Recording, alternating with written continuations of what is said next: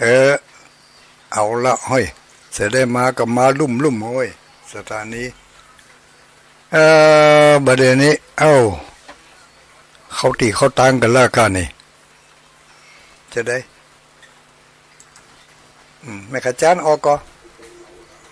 กับไว้สารับฟังอยู่ตุลุงแม่ขจานก็ถ้าขึ้นสีขาวออกแม่ขจานคงจะออกนะเพราะว่าตอนนี้วุ่นวายกันนิดหน่อยญาติโยมทั้งหลายเจริญพรฟังอยู่เอาฟังต่อไปเนอะ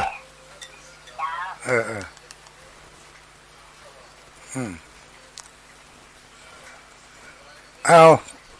ปกติแล้วเนาะปกติแล้วคุณพะเยาฟังอยู่คุณพะเยานี่ฟังไหนไปเชียงราย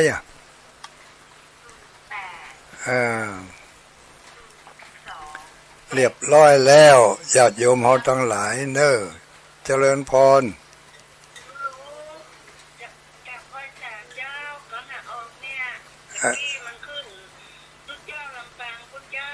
อ๋อตะกี้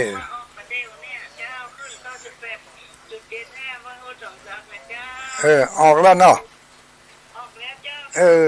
ถ้าออกแล้วก็อนุโมทนาเนอะสาธุสาธุแม่อุ้ยศิลาพร แม่อุ้ยศิลาพรสีเตี้ย คงจะต้องได้ปิดโทรศัพท์ถ้ามาอ้างก็คงจะมากันเลยเดี๋ยวนี้รับแล้วเรียบร้อยสถานีรายการเปิ่นคงจะอุบิเหตุอย่างสักอย่างหนึ่งเนาะปกติก็วัน วันจันทร์เนาะคืนวันจันทร์วันนี้วันจันทร์ที่5วันจันทร์ที่5เดือนสิงหามันก็จะว่าเป็นจันทร์ต้นเดือนก็มันก็สับสนกันอยู่น้อยนะเพราะว่าต้นเดือนมันมีตั้งแต่วันที่1ที่2ที่3วันที่5นี่มันเป็นสัปดาห์ที่2แล้วเนาะสัปดาห์ที่1มันก็มีหั่น3วันแล้วก็นึกว่าเพิ่นจะเผื่อมาวันนี้แถมเพราะว่าตว่าวันที่4ตว่าก็เป็นรายการของธรรมพระครูพระเดชพระคุณธรรมพระครูโสพลสนทนาธรรมกันในหัวข้อธรรมอย่างไรมีหลายหัวข้ออยู่เนอะแต่ละวันก็นึกว่าวันนี้เป็นจะมีรายการของเปิ้นก็หายเซฟไป ก็ตุลุงก็กลัวว่าตั้งสถานีคุณฟ้าเดียวกัน คุณฟ้าเดียวกันก็จะง่อมอีกเนาะรายการทุกเจ้าเป็นถวายเวลาให้คืนวันเสาร์คืนวันจันทร์2 คืนที่คนฟ้าเดียวกันนี่นะแล้วก็เมื่อคืนวันนี้ก็กลัวว่าสถานีเป็นจะง่อมก็เลยออกมาก่อน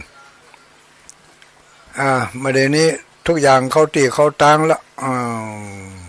เข้าที่เข้าทางก็ เขาก็มาเริ่มต้นกัน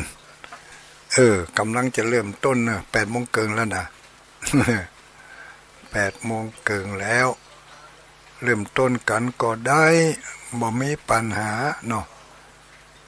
เริ่มต้นกันก็ได้บ่มีปัญหาจะนำเสนอ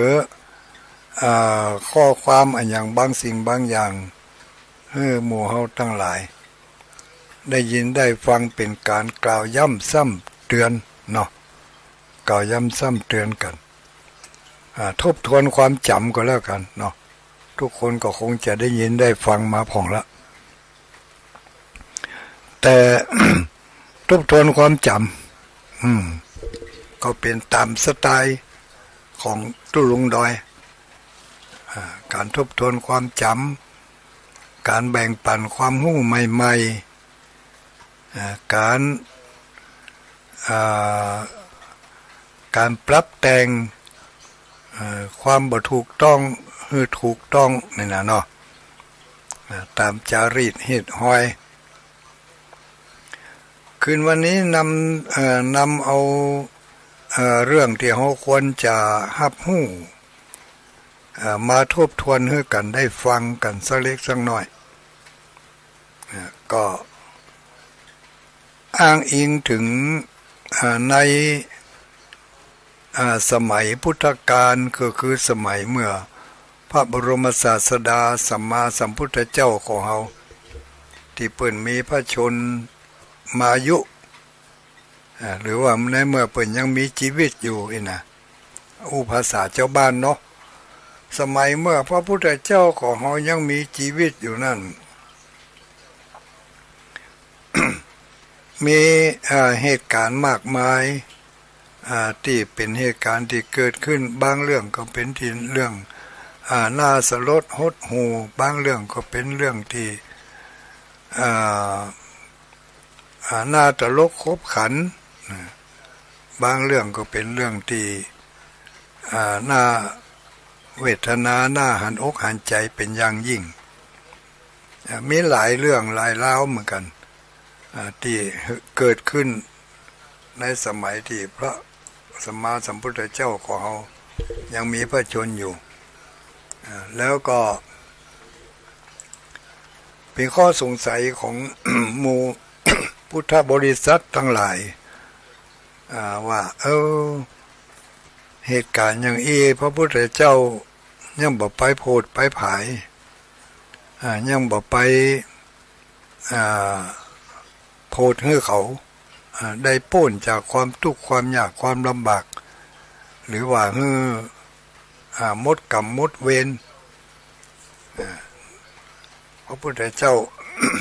น่าจะไปโพดนี่นะเนาะก็เป็นที่ข้อสงสัยบางเตือก่อว่าพระพุทธเจ้าอย่างมาโพดเหตุการณ์นี้มาแก้ไขเหตุการณ์นี้อย่างมาจ้าไปเรื่องเราพอเดินไปได้จัดนักสูญเสียไปก่อนมากพวงหลวงหลายพระพุทธเจ้าอย่างมาจ้าบางเตือก็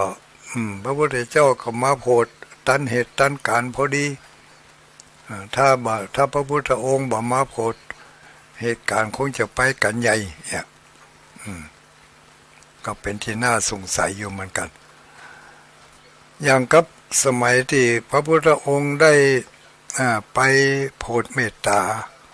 องคุลิมานเนาะองคุลิมานนี่มาเจ้าวันนั้นองคุลิมานตั้งใจจะไปเสาะเอานิ้วมือให้ได้ 1,000 นิ้วเพราะได้แล้ว999 นิ้วละเอามาห้อยเป็นพวงมาลัย ถ้าจะเอาหวายห้อยเนาะ เอาเจือกเอาหวายเอาอย่างมาห้อยได้นิ้วมือก็แต่งห้อยก็เอาห้อยคอไว้999 นิ้วยังแหมนิ้วเดียวเจ้านี่ต้องซ่องขึ้นได้ละถ้าได้ครบนิ้วเลยถ้าได้ครบ 1,000 นิ้วจะเอานิ้วมือเนี่ยไปให้อาจารย์จะไปแลกเอาวิชาพิเศษที่ลูกศิษย์ลูกหาคนอื่นคนไก่ทั้งหลายมาได้เรียนอาจารย์บุญจะสอนให้วิชานี้แต่ว่าพระพุทธองค์เพ่งคายพยานดูส่องรัศมีพยานรัศมีของพระองค์ไปทั่วบริเวณในรัศมีที่พยานคายพยานเป็นจะไปถึงเพิ่งก็ไปหันใจว่าองคุลิมานนี่จะตัดเอานิ้วมือของแม่ตัวเองพร้อมกับฆ่าแม่แล้วก็จะตัดเอานิ้วมือไปเปาะให้มันได้ปันนิ้วนี่นะเพราะว่า ก่อนที่จะฆ่านะองคุลิมานบ่ฮู้จักไผเป็นพ่อเป็นแม่เพราะตอนนี้กำลังบ้าคลั่งบ้าคลั่งอย่างแรงคลั่งวิชาอยากจะได้วิชาอันนั้นองคุลิมานคลั่งวิชานะแต่ปัจจุบันนี้คนเฮามันคลั่งยาบ้า คลั่งยาบ้านี่มันบ่ฮู้จักพ่อฮู้จักแม่ขอให้มันได้กินอย่างเดียวบ่ฮู้จักพ่อจักแม่บ่ฮู้จักเจ้าหน้าที่บ่ฮู้จักตำรวจก็ถ้าพ่อแม่บ่ฮู้จักแล้วอย่างอื่นมันต้องบ่ฮู้จักด้วยแหละอันนี้องคุลิมานก็เหมือนกันคลั่งอยากจะได้นิ้วพอดีว่าในข่ายพยานของพระพุทธองค์นั้นเหตุการณ์อันน่าสลดใจจะพึงเกิดขึ้นพระพุทธองค์ก็ได้เสด็จไปตัดหน้าให้ก่อนที่แม่ขององคุลิมานนั่นจะไปห้ามองคุลิมานเรื่องของเพิ่นแม่นางพรหมณีนี่จะไปห้ามจะไปขอร้องลูก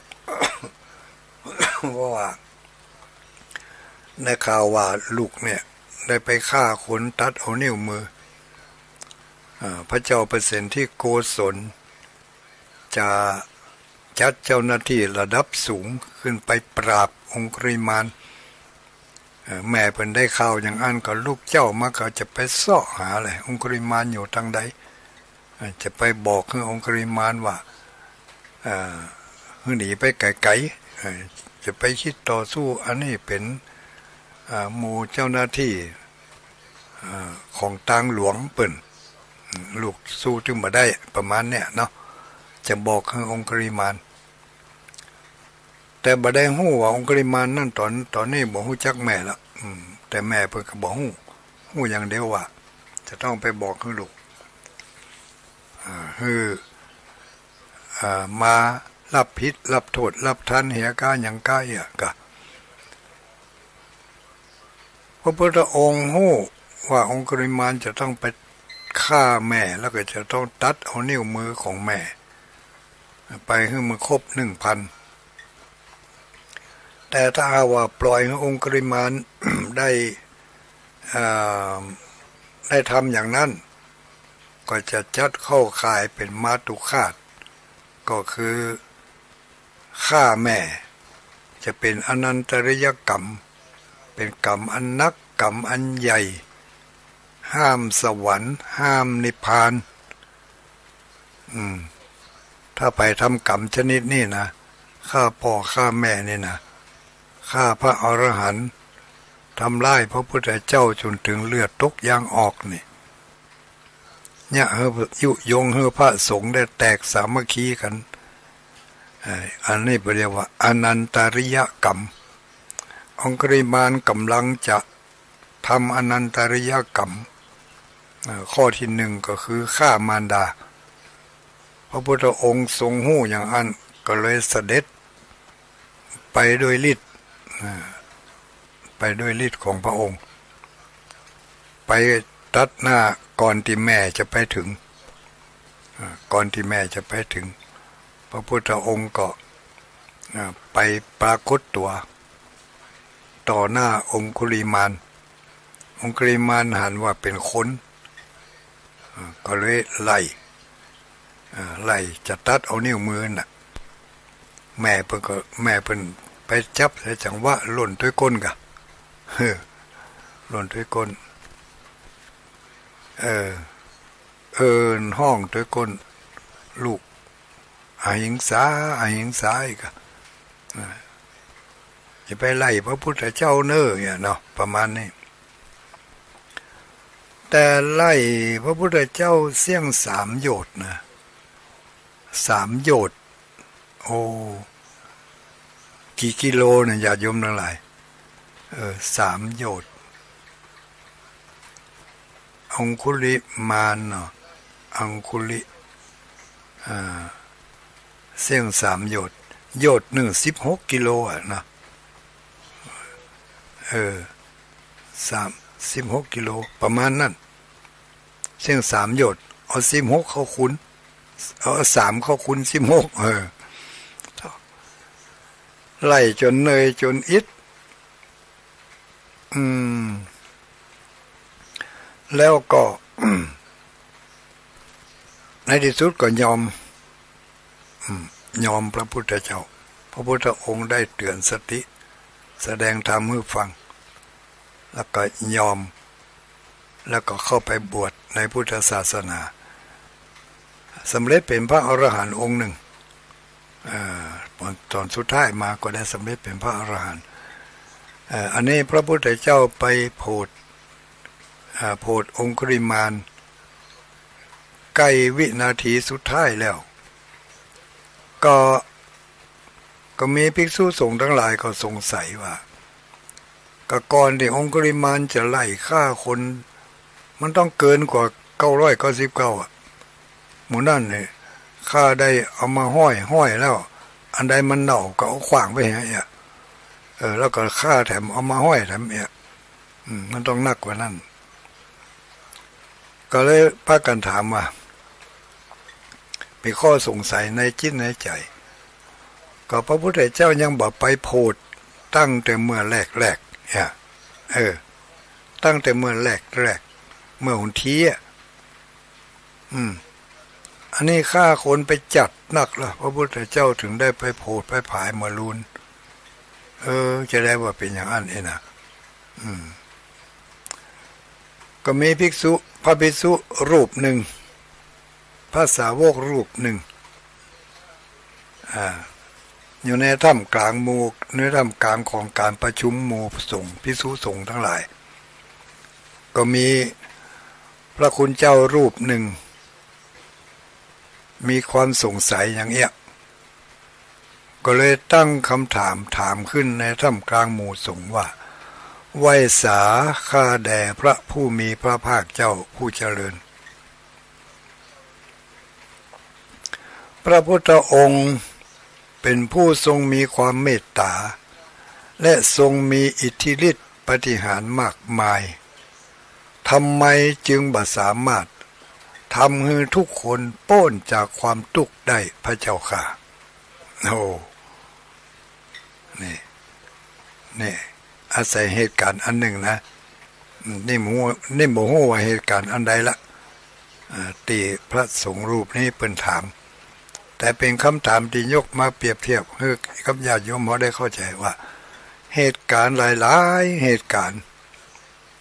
ที่พระพุทธองค์ไปโพธิพอจะสุดท้ายแล้วนะจะได้ว่าพระพุทธองค์ถึงได้ไปโพธิเอาตอนใกล้จะสุดท้ายเนาะอย่างกับที่เมืองอารวีก็เหมือนกันอารวากายักษ์เนี่ยที่เมืองอารวีอารวากายักษ์ท่านตายยักษ์ขังอารวากายักษ์เก็บสวยกินคนกินคนไปนักขนาดนักพอจะเสี่ยงเมืองอาราวีเจ้าบ้านเจ้าเมืองปากันกลัวว่าพญาเจ้าเมืองจะจับไปให้ยักษ์กินบางพ่องก็หนีออกจากบ้านจากจองไปหัวซุกหัวซุนไปเสาะอยู่บ้านอื่นเมืองอื่นบางพ่องก็ลบเข้าไปในป่าในดอยกลัวว่าพระเจ้าแผ่นดินที่ได้เงินสัญญากับอารวากายักษ์นั่นเอาคนจะต้องส่งคนไปให้กินถึงวันเนี่ยวันละคนอันนี้ก็เหมือนกันในที่สุดมาพระพุทธองค์ก็ได้ไปโพธิเฮือยักษ์เฮืออารวากายักษ์นั่นยุดกินคนอันนี้ก็เหมือนกันจะได้ว่าพระพุทธองค์ถึงบ่ได้ไปโพธิตั้งแต่แรกอันนั้นเขาอาจจะบาหารภาพนักเนาะเหมือนกับองคุลิมานนี่มันเป็นตัวเป็นตีนดูฆ่าคนไปจัดหลายแล้วก็ฆ่าหมดสักคน2คนพระพุทธองค์ย่อมไปโพธิตอนนั้นเองนะเนาะเนี่ยทุกเจ้าปุกเลตั้งคำถามว่าในเมื่อพระองค์ทรงเป็นผู้มีความเมตตา และปลายบปอยังมีฤทธิ์มีอิทธิฤทธิ์มากมายทำไมจึงบ่สามารถทำให้คนพ้นจากความทุกข์ได้อันนี้รวมถึงว่าในการแสดงธรรมของพระพุทธองค์ทุกครั้งนั้นมีคนฟังเป็นร้อยเป็นพันเป็นหมื่นเป็นแสนเนี่ยคนที่ได้ดวงตาหันธรรมได้สำเร็จเป็นพระอรหันต์ในท่ามกลางนั่นก็บ่กี่คนนะก็ยังพระพุทธองค์ยังบ่ใจอิทธิฤทธิ์ของพระองค์โพดคนถึงมดคือเข้าใจเนาะยังบ่ใจอิทธิฤทธิ์ของพระพุทธองค์โพดคนถึงมดถึงมวลนั่นคือเข้าใจนะเข้ามาใกล้ๆตัวทำในศาสนาของพระพุทธองค์นี่มีพระภิกษุสงฆ์จำนวนมากมายเนาะบางพ่องก็เข้ามาบวชแล้วก็มีศีลาจารวัตรประพฤติดีประพฤติงามอยู่ในร่องในรอยอยู่ในศีลอยู่ในธรรมเคารพกฎระเบียบพระวินัยนะแต่บางตนบางองค์ก็ยังเสด็จออกนอกกฎระเบียบพระวินัยอย่างต่างๆก็ภิกษุทั้งหลายก็สงสัยพระพุทธองค์ทรงมีเมตตาและทรงมีอิทธิฤทธิ์มากมายทำไมเนี่ยพระพุทธองค์ยังบ่ใจอิทธิฤทธิ์ของพระพุทธองค์คมนะหรือว่าบังคับหรือว่าจักจุง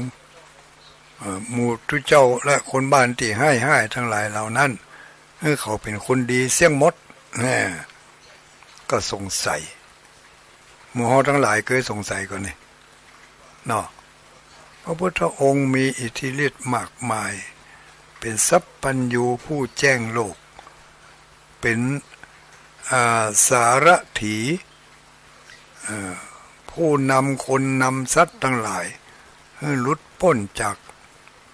ห่วงมหานพหลุดพ้นจากความทุกข์เป็นมากมายปลายบปอมีฤทธิ์มีเดชสปะสเปดอย่างที่ใจอิทธิฤทธิ์ไป